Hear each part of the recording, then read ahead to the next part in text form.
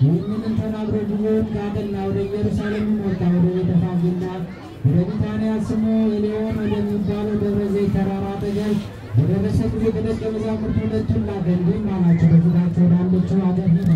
ገብታችሁም ሰው ያልተቀመጠበት የታሰረ አህያ ታገኛላችሁ፣ ፈታችሁ አምጡልኝ።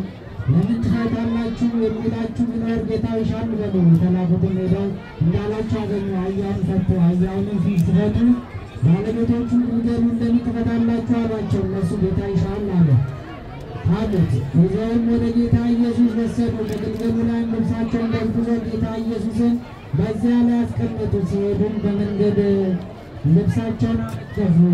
ወደ ደብረ ዘይትም አቀበት መውረጃ በደረሱ ጊዜ ደቀ መዛሙርቱ በሙሉ ስላዩት ኃይል ሁሉ ደስ ይላቸው እግዚአብሔርን በታላቅ ቃል ያመሰግኑ ዘንድ ጀመሩ። በእግዚአብሔር ስም የሚመጣ ቡሩክ ነው፣ የእስራኤል ንጉሥ ቡሩክ ነው፣ በምድር በሰላም በአርያም ምስጋና ይሁን እያሉ ከፈሪሳውያን በሕዝቡ መካከል ደቀ መዝሙር ሊቀልሉ በተሰማን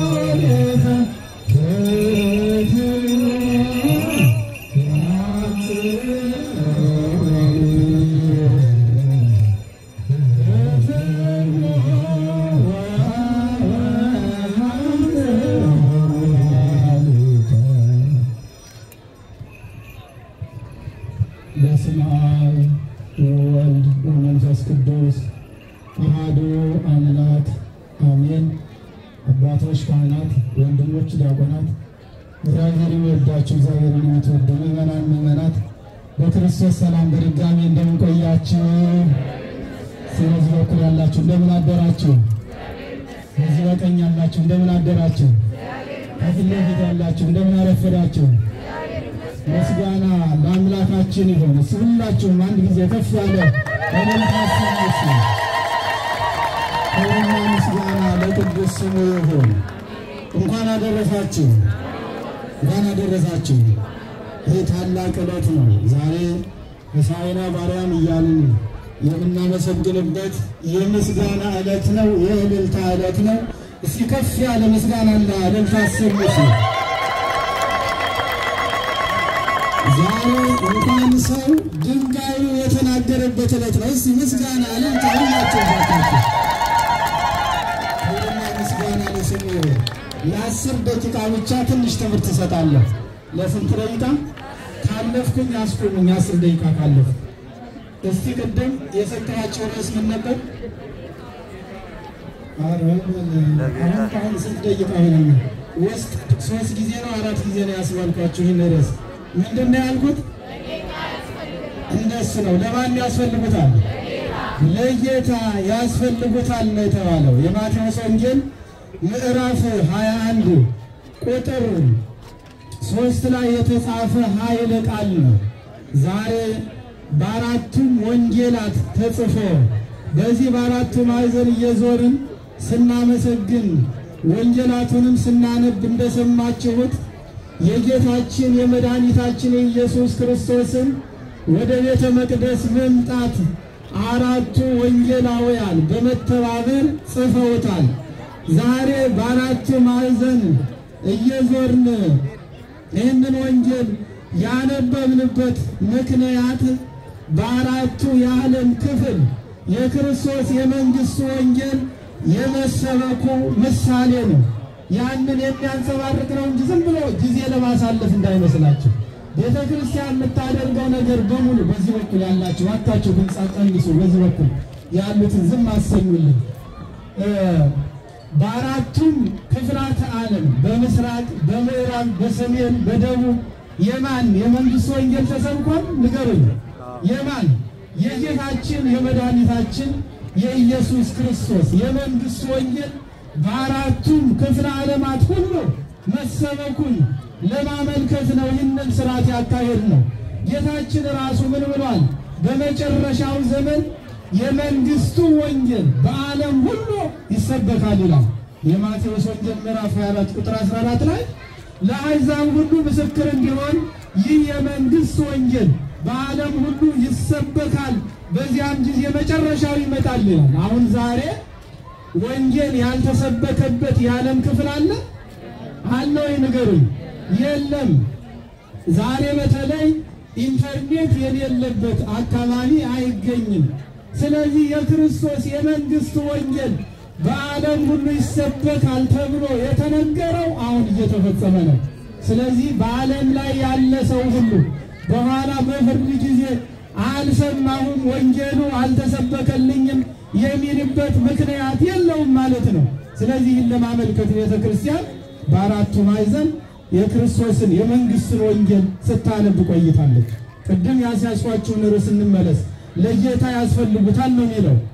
ምንድነው? ጌታችን መድኃኒታችን ኢየሱስ ክርስቶስ በዚህ በማቴዎስ ወንጌል ምዕራፍ 21 ላይ ሲነበብ እንደሰማችሁት ወደ ኢየሩሳሌምም ቀርበው ወደ ደብረ ዘይት ወደ ቤተ ፋጌ ሲደርሱ ያን ጊዜ ኢየሱስ ከደቀ መዛሙርቱ 2ቱን ላከ ይላል። አባቶቻችን ጴጥሮስና ዮሐንስ ናቸው ይላሉ። ያዕቆብና ዮሐንስ ናቸው ይሉም አሉ። 2ቱን ምን አለ? ላከ። ምን አላቸው? እንዲህ አላቸው፣ በፊታችሁ ወዳለው መንደር ሂዱ፣ በዚያን ጊዜም የታሰረች አህያ ውርንጫም ከእርሷ ጋር ታገኛላችሁ፣ ፈታችሁ አምጡልኝ አላቸው ይላል። ወዴት ሂዱ አላቸው? እየሰማችሁ ነው? ወዴት ሂዱ? በፊታችሁ ወዳለችው መንደር ሂዱ። የት አካባቢ? እነገሌ ቤት አላለም። ርቀቱ ይህን ያክል ነው አላለም። ብቻ ወዴት ሂዱ አላቸው? በፊታቸው ወዳለችው መንደር ሂዱ ነው ያለ። ሐዋርያትን ሳይጠራጠሩ ምልክቱንም ሳያውቁ የት እንደሚገኝም ሳያውቁ ጌታ ያላቸውን ሰምተው ወዴት ሄዱ? ዝም ብለው በፊታቸው ወዳለችው መንደር ሄዱ ይላል። አያችሁ፣ ክርስትና ማለት ምን ማለት ነው?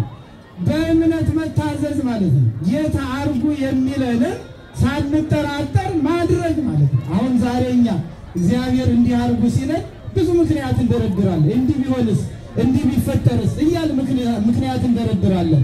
እምነት ማለት እግዚአብሔር አድርጉ የሚለውን ሳይጠራጠሩ ምን ማለት ማድረግ ነው። ወደዚያም ስትሄዱ አህያና ውርንጫ ታስራ ታገኛላችሁ አለ። ፈታችሁ አምጡልኝ አለ። ጌታ ምን ነው ያልታሰሩ ብዙ አህዮች እያሉ የታሰሩ አህዮችን ለምን ፈለገ ቢባል ምስጢር አለው። ክርስቲያኖች የታሰሩ አህዮች የአዳምና የልጆቹ ምሳሌዎች ናቸው። ዲያብሎስ አስሯቸው የነበሩ፣ በበደል አስሯቸው የነበሩ፣ በኃጢአት አስሯቸው የነበሩ፣ ዲያብሎስ የሰረቃቸው እነዚህ አህዮች ተሰርቀው የታሰሩ ነበሩ ይላል በትርጓሜ። ስለዚህ ዲያብሎስ የማንን የእግዚአብሔርን ገንዘቦች ልጆቹን ሰርቆ በኃጢአት አስሯቸው ነበር። ስለዚህ የታሰሩትን ፈታችሁ አምጡልኝ ማለቱ ከኃጢአት እስራት የምትፈቱበት ጊዜ ደርሷል ሲል ነው። ክብርና ምስጋና ለስሙ ይሁን። የሰውን ልጅ ሁሉ ከኃጢአት እስራት የሚፈታው ነው የመጣውና ፈታችሁ አምጡልኝ አለ። ደግሞ የታዘዙት እነማን ናቸው? ንገሩኝ። አረ ንገሩኝ። ደቀ መዛሙርቱ። ጌታ ራሱ ሄዶ ፈታ አልፈታም? ምን አድርጉልኝ ነው ያለ? ፈታችሁ አምጡልኝ። ለእናንተ ስልጣን የምሰጥበት ጊዜ ደርሷል። የሰውን ልጅ ሁሉ በሰጠኋችሁ ስልጣን ከኃጢአት እስራት እየፈታችሁ ወደ እኔ የምታመጡበት ጊዜ ደርሷል። በምሰጣችሁ ስልጣን ሰውን ሁሉ በንስሐ ከኃጢአት ምን ትላላችሁ? ትፈታላችሁ ሲል ነው። ደቀ መዛሙርቱም ሄዱና ቀድሞ ምን ብሏቸዋል ጌታ? አህዮቹን ስትፈቱ አላቸው። ለምን ትፈቷቸዋላችሁ ቢሏቸው ለማን ያስፈልጉታል በሉ? ለጌታው ያስፈልጉታል በሉ አለ። እንዴ ጌታቸውማ ያሰራቸው የአህዮቹ ባለቤት አይደለም ወይ ቢሉ አይደለም፣ አህዮቹን ሰርቆ ነበር ያሰራቸው። ስለዚህ ትርጓሜው ለጌታ ያስፈልጉታል ማለት ፈጣሪያቸው ማን መሆኑ ሲናገር ነው። እግዚአብሔር ነው። ሁሉን ፍጥረታት የፈጠረ ማን ነው? እግዚአብሔር ነው። የሁሉ ጌታ የሁሉ ፈጣሪ ማን ነው? እግዚአብሔር ነው። ለማን ያስፈልጉታል አለ? ለጌታ ያስፈልጉታል። ለጊዜው በአህዮቹ ላይ ተጭኖ ወደ ቤተ መቅደስ እየተመሰገነ የሚሄድ ነውና ለማን ያስፈልጉታል አለ? ለጌታ ያስፈልጉታል አለ። ወዳጆች ጌታችን ኢየሱስ ክርስቶስ የአህዮቹ ጉዳይ ገዶት እንዳይመስላችሁ በአህዮች የተመሰሉ የአዳም ልጆች ናቸው። ዲያብሎስ አስሯቸው የነበሩትን ማን ይፈልጋቸዋል አለ? ጌታ ይፈልጋቸዋል። ርዕሳችን ምንድን ነበረ? ለጌታ ያስፈልጉታል። እግዚአብሔር አምላካችን የአዳምን ልጅ ፈልጎ መጣ። 99ኙን ነገደ መላእክት በሰማይ ትቶ ዲያብሎስ ያሰረውን የሰውን ልጅ ሊፈታ ለጌታ ያስፈልጉታል ብሎ መጣ። ለጌታ የማያስፈልግ ፍጡር የለም በዚህ ምድር ላይ። ጌታችን አምላካችን መድኃኒታችን ኢየሱስ ክርስቶስ በመስቀል ላይ እጆቹን ዘርግቶ እንደ ብራና የተወጠረው ለዓለም ሁሉ ሕዝብ ነው፣ ለአዳም ልጅ ሁሉ። ስለዚህ የአዳምን ልጅ ሁሉ ማን ይፈልገዋል? ንገሩኝ። እግዚአብሔር ይፈልገዋል። በተለይ ክርስቲያኖችንማ እግዚአብሔር አጥብቆ ይፈልጋቸዋል። ወዳጆች እግዚአብሔር የማይፈልገው የሰው ልጅ የለም። አሕዛብንም ወደ እሱ እንዲመጡ ይፈልጋል። የማያምኑትም ወደ እምነት እንዲመጡ ይፈልጋል። ያመነው እኛም በንስሐ ወደ እሱ እንድንቀርብ ይፈልጋል። ስለዚህ ለማን ያስፈልጉታል አለ? ለጌታ ያስፈልጉታል። አሁን በዚህ የተሰበሰበው ሁሉ ሰራዊት ለማን ያስፈልገዋል? ንገሩኝ፣ ተናገሩ እንጂ መስክሩ። ለማን ያስፈልጋል? ለጌታ ያስፈልጉታል። ከዚያም ፈተው አመጡለትና በአህያውና በውርንጭላዋ ተጭኖ ጌታ ወደ ቤተ መቅደስ ሄደ። ምን ነው ጌታችን ንጉሠ ሰማይ ወምድር ነው። ነገሥታት የሚቀመጡት በፈረስ ነው። ምን ነው እሱ በአህያ ተቀመጠ ቢሉ ትንቢቱና ምሳሌው ይፈጸም ዘንድ ነው። ምኑ ይፈጸም ዘንድ? ነገሩ ምኑ ይፈጸም ዘንድ? ትንቢቱና ምሳሌው ይፈጸም ዘንድ ጌታ አህዮችን ፈታችሁ አምጡልኝ አለ። ትንቢቱ መቼ ነው የተነገረው ብንል አስቀድሞ በነቢያት በነቢዩ በዘካርያስ ትንቢተ ዘካርያስ ምዕራፍ 9 ቁጥር 9 ላይ አንቺ የጽዮን ልጅ ሆይ እጅግ ደስ ይበልሽ፣ አንቺ የኢየሩሳሌም ልጅ ሆይ እልል በይ፣ እነሆ ንጉሥሽ ጻድቅና ዳኝ ነው፣ ትሑትም ሆኖ በአህያም በውርንጭላይቱ በግልገልም ተጭኖ ወደ አንቺ ይመጣል ተብሎ የተነገረው ትንቢት ይፈጸም ዘንድ በአህያ ላይ ተጭኖ መጣ። ይሄ ምኑ ነው? ትንቢቱ ነው። እግዚአብሔር ሁሉን ነገር በትንቢት አስነግሮ ነው የመጣው። የክርስቶስ መምጣት ድንገት እንደ ውሃ ፈሳሽ እንደ እንግዳ ደራሽ የሆነ አይደለም። ትንቢት ተነግሮለት ሱባኤ ተቆጥሮለት ነው የመጣውና ትንቢቱን ሊፈጽም ይህንን አደረገ። ምሳሌው ደግሞ ምንድነው ብንል ምሳሌ ነበረው። ነቢያተ እስራኤል ጦርነት በሚሆን ጊዜ በፈረስ ላይ ተቀምጠው ጋሻና ጦር ይዘው በከተማው ይዞሩ ነበረ። ጦርነት ሊነሳ ከሆነ ኢየሩሳሌም በጦርነት ልትወረድ ከሆነ ምልክቱ ምንድነው? ነቢያት በምን ላይ ይቀመጣሉ? በፈረስ። አረ ንገሩ ባካችሁ አላችሁ። በፈረስ ተቀምጠው ምን ይዘው? ጋሻና ጦር ይዘው በከተማው ይታያሉ። ከተማው ሰላም በሚሆን ጊዜ ደግሞ በአህያ ላይ ተቀምጠው የጭራ መነሳንስ ይዘው በየት ይታያሉ? በኢየሩሳሌም ከተማ ይታዩ ነበር። ስለዚህ ነቢያት በአህያ ላይ ተቀምጠው መጡ ማለት ለእስራኤል ምን ማለት ነው? ዘመኑ የሰላም ነው ማለት ነው። ይህ ምሳሌ ይፈጸም ዘንድ ጌታችን ኢየሱስ ክርስቶስ በአህያይቱ ላይ ተጭኖ በመጣ ጊዜ ለምድር ምን ሆነላት? ሰላም ሆነላት። ወዳጆችን በለስ እግዚአብሔር ይመስገን። ጌታችን ኢየሱስ ክርስቶስ በአህያና በውርንጫይቱ ላይ ተቀምጦ የመጣው ለምድር ምን ሆነላት ሲል ነው? ሰላም ሆነላት። ሰላም ርቋት የነበረች ምድር የሰው ልጅ ሰላም አጥቶ ነበር። እኔ ስመጣ ሰላም ሆነላቸው፣ መድኃኒታቸው መጣሁላቸው አለ። ወደ ቤተ መቅደስም ሲገባ ምን እያሉ አመሰገኑት? ሆሳዕና ለዳዊት ልጅ ይገባል። ሆሳዕና ማለት ነው መድኃኒት ማለት ነው። ወዳጆች መድኃኒት መባል ለማን ይገባል አሉት? ንገሩ፣ ለማን ይገባል? ለዳዊት ልጅ ይገባል አለ። መድኃኒታችን ማን ነው? ንገሩ፣ ማን ነው? ኢየሱስ ክርስቶስ ነው። ጌታችን ከመወለዱ በፊት ዮሴፍ እመቤታችን ድንግል ማርያምን ለመውሰድ በፈራ ጊዜ የእግዚአብሔር መልአክ ምን አላት መሰላችሁ? በዚህ በማቴዎስ ወንጌል ምዕራፍ 1 ቁጥር 21 ላይ ልጅም ተወልደ ዮሴፍ ሆይ እጮኛህን ማርያምን ለመውሰድ አትፍራ፣ ከእርሷ የሚወለደው በመንፈስ ቅዱስ ነው። ልጅም ትወልዳለች፣ እርሱ ሕዝቡን ከኃጢአታቸው ያድናቸዋልና ስሙን ኢየሱስ ትለዋለህ አለ። ማን ትለዋለህ? ኢየሱስ። ማን ትለዋለህ? ስሙን ገባሪ ታስታለች። ስሙን ይባላል ኢየሱስ ይባላል። ሕዝቡን ከምን ያድናቸዋል አለ? ኧረ ተው ንገሩ። ከምን? ከኃጢአት። አይገርማችሁም? በዚህ ዓለም ላይ ሰው መድኃኒት ቢሰራ ከስጋ ደዌ ይፈውሳል እንጂ ከነፍስ ኃጢአት ይፈውሳል? ይህ መድኃኒት ግን ምን አይነት ነው? የስጋም የነፍስም መድኃኒት ነው። ሕዝቡን ከምን ያድናቸዋል? ከኃጢአት የሚያድን ክብርና ምስጋና ለስሙ ይሁን። ከኃጢአት አዳነን እሱ መድኃኒታችን ኢየሱስ ክርስቶስ። ስሙን ማን ተብሎ ይጠራል አለ? ኢየሱስ።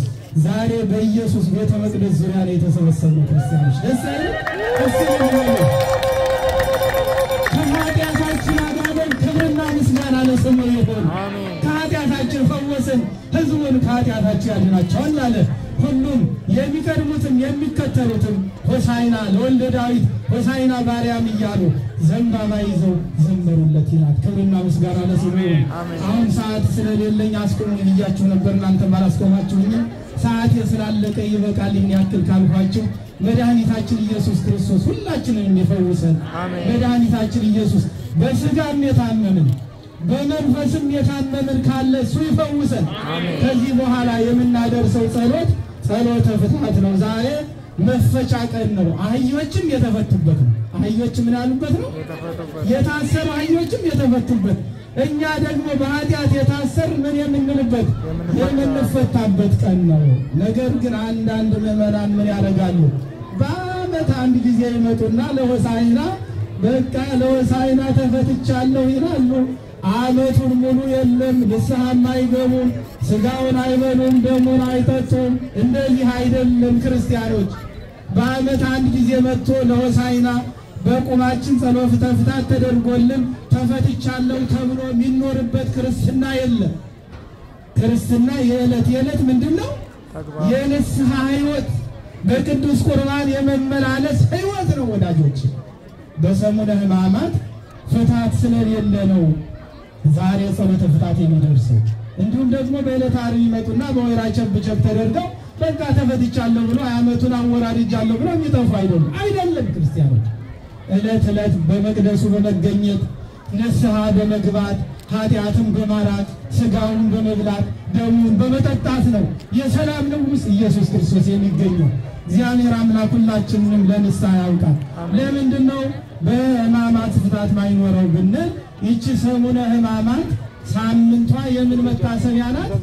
የ5500 የዓመተ ፍዳ የዓመተ ኩነኔ የጨለማው ዘመን መታሰቢያ ናት። ስለዚህ ክርስቶስ ከመምጣቱ በፊት ዘመኑ ምንድን ነበር? ዘመነ ፍዳ ዓመተ ኩነኔ ነበረ። የጨለማ ነበር። ሰው ሁሉ የታሰረበት በአጋንንት የተረገጠበት ዘመን ነበር። ክርስቶስ መጥቶ ብርሃንን አበራልን። ከሞት ወደ ሕይወት ከጨለማ ወደ ብርሃን መለሰን። ከሲኦል ወደ ገነት መለሰን። ስለዚህ እቺ ሰሙነ ሕማማት ክርስቶስ ከመምጣቱ በፊት የነበረው ያ የጨለማ ዘመን የሚታሰብባት። በዚያን ዘመን መፈታት ነበር እንዴ?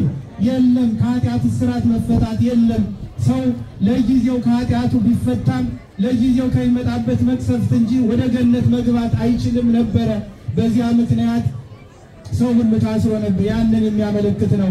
በኋላ ግን ክርስቶስ ሲነሳ ክርስቶስ ተንሥአ እሙታን ብለን መብራት አብርተን እየዘመርን እንላለን። ያ የጨለማ ዘመን አለፈ፣ ክርስቶስ ተነሳ፣ በትንሣኤው ትንሣኤን ሰጠን ብለን እንላለን። ክብርና ምስጋና ለስሙ ይሁን።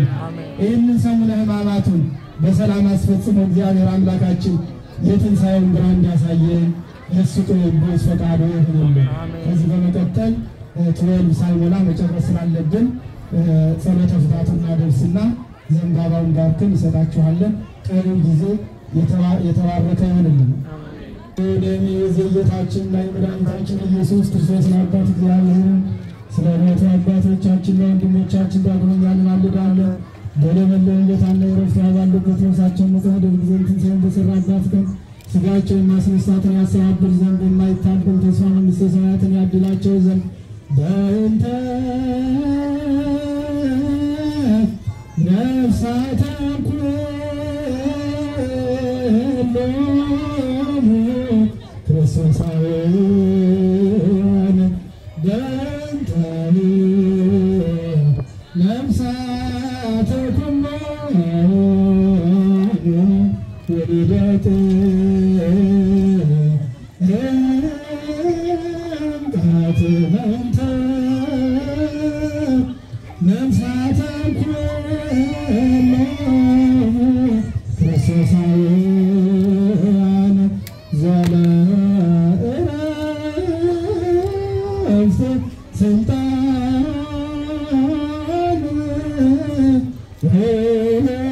ሄኖቱ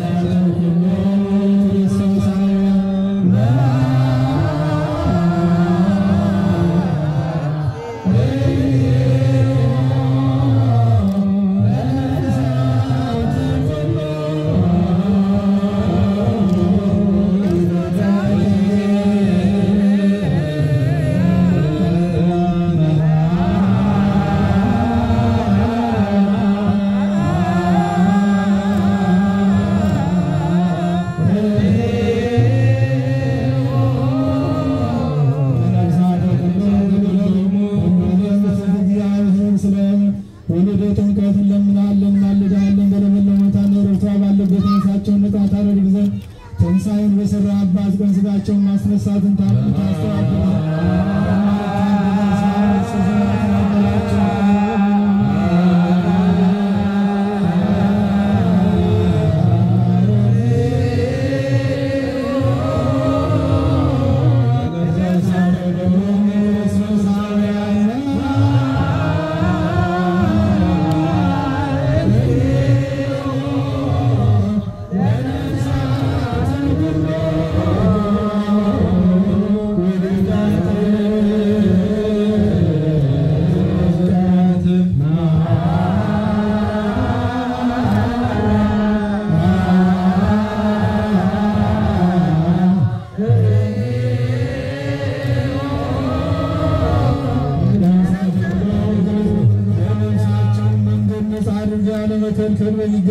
በቸርነት ስጣቸው።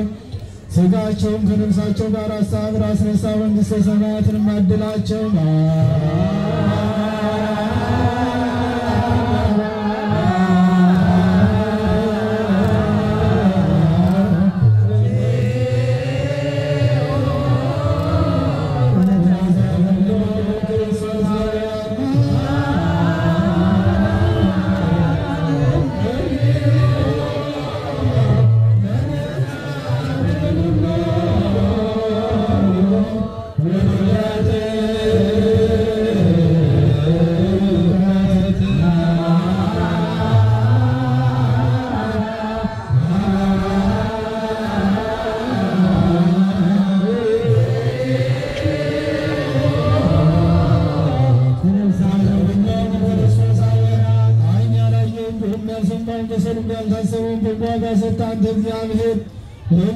ባዘጋጀላቸው መጠን የሚያሳርፍና የሚያረጋጋ መንፈስ ላክልን።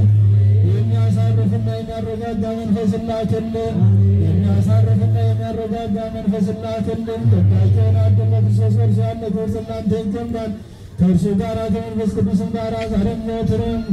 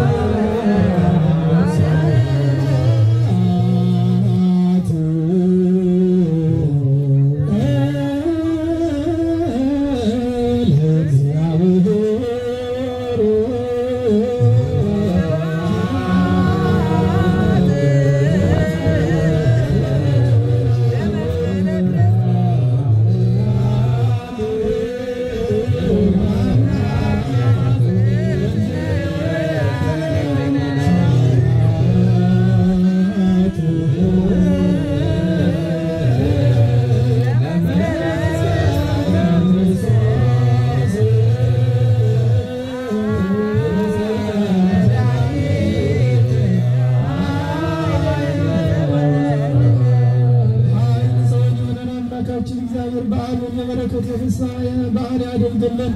ሰሙነ ሕማማቱንም በሰላም በሕይወት በጤና አስፈጽሞ ብርታትን አድሎ ለብርሃነ ትንሣኤ ያደርሰን። የትንሣኤውን ብርሃን ሁላችንም እንዲያሳየን ቅዱስ ፈቃዱ ይሁንልን። አቡነ ዘበሰማያት አባታችን ሆይ በሰማያት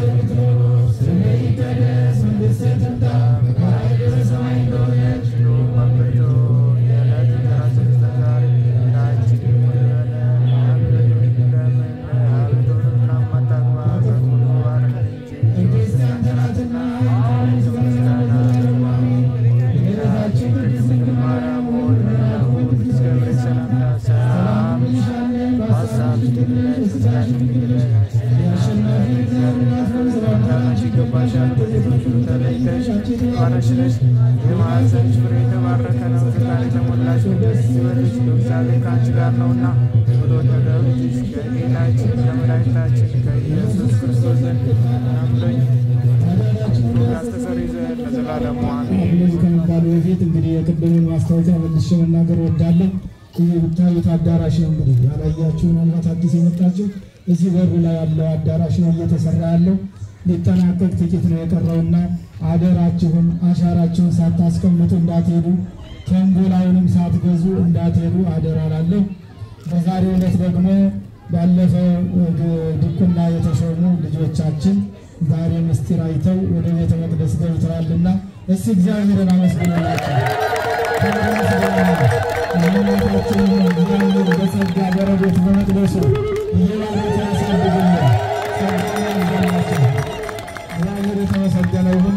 ዛሬ ጸሎተ ፍታት ያደረግንለት የልሳነ ክርስቶስ ቤተሰቦች ጸበል ጸዲቅ አዘጋጅተዋል። እሱንም እየቀመሳችሁ ነፍስ ይማር እያላችሁ እንድትሄዱ ብለዋል። እንግዲህ ከዚህ በኋላ ከትወልድ በኋላ እግዚአብሔር ይፍታ የለም፣ መስቀል ማሳለም የለም። አሁን ከዚህ በኋላ አድነኑ ብለን ይህን ቀጤማውን ባርከን እንሰጣችኋለን። ሁላችሁም እግዚአብሔር አምላክ ከእናንተ ጋር ይሁን። ቀሪው ጊዜ የተባረከ ይሁንላችሁ። ሁላችሁም ለብርሃነ ትንሣኤው ያደርሰን። አነኖ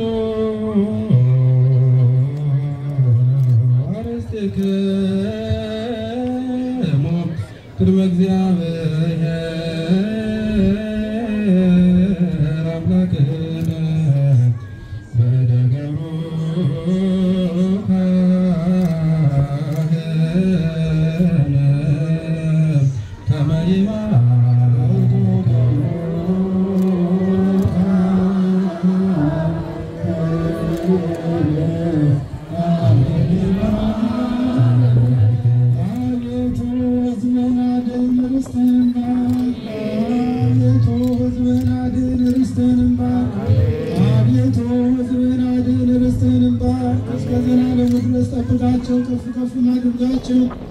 በአንድ ልጅ በጌታችንና በአምላካችን በመድኃኒታችን በኢየሱስ ክርስቶስ በክቡር ደሙ ያዋጅናት ቤዛም የሆንካት ቅዱስ ቤተክርስቲያንን ጠብቃት። ንጹሕና ቅዱስ ለሆነች ማደሪያ ትሆን ዘንድ የጠራሃት በዚህ ተሰብስባችሁ የጸለያችሁ ያስቀደሳችሁ የጌታችንና የአምላካችን የመድኃኒታችን የኢየሱስ ክርስቶስ ቅዱስ ሥጋውን ክቡር ደሙን የተቀበላችሁ በማወቅ ወይም ባለማወቅ የሠራችሁትን ኃጢአታችሁ ሁሉ ይቅር ይበላችሁ። ሥጋ መለኮት ስለሚባል ሥጋው ሕግና የሥርዓት ደም ስለሚሆን ደግሞ አሸናፊ የእግዚአብሔር ልጅ በድንጋሌ ሕሊና በድንጋሌ ሥጋ ምጥልት የምትሆን የማርያም ልጅ ኢየሱስ ክርስቶስ ባለፈው ይቅር ይበላችሁ የሚመጣውን ይጠብቃችሁ ለዘላለሙ። አባቶቼ ካህናት፣ ወንድሞቼ ዲያቆናት፣ ወንዶችም ሴቶችም ከኃጢአት ማሰሪያ የተፈታችሁ ንጹሐን ሁኑ። እኔንም እናንተንም ለመንግሥተ ሰማያት የወጣን የተዘጋጀን ያደርገን ዘንድ 12 ጊዜ እግዚኦ ማረነ ክርስቶስ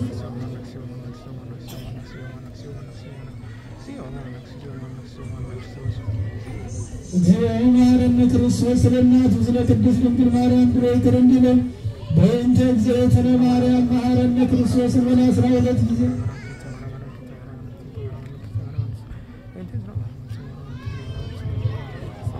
በእንተ እግዝእትነ ማርያም ማረነ ክርስቶስ የእግዚአብሔር አብ ጸጋ የእግዚአብሔር ወልድ ፍቅር የእግዚአብሔር መንፈስ ቅዱስ ቸርነት በሁላችን ላይ ለዘላለሙ አድሮና ጸንቶ ይኑር። ስናውቀው ድፍረት ሳናውቀው ስህተት ከልጅነት እስከ እውቀት በመዓልት በሌሊት የሠራነውን ሁሉ ኃጢአት የማይሠራ ኃጢአት እግዚአብሔር ይፍታ። ከዚህ ሆነን እንባርካችኋለን። ልዑል እግዚአብሔር ይባርካችሁ፣ ፊቱንም ያብራላችሁ። ልዑል እግዚአብሔር ይባርካችሁ፣ ይቀድሳችሁ፣ ፊቱንም ያብራላችሁ። ልዑል እግዚአብሔር ሁላችሁንም በየስማችሁ በያላችሁበት ይባርካችሁ፣ በሰማያዊ ጸጋና በረከት ያክብራችሁ። እግዚአብሔር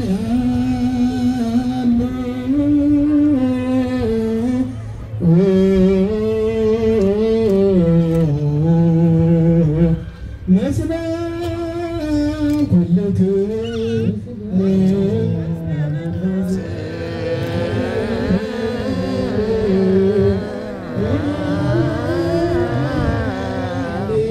እግዚአብሔር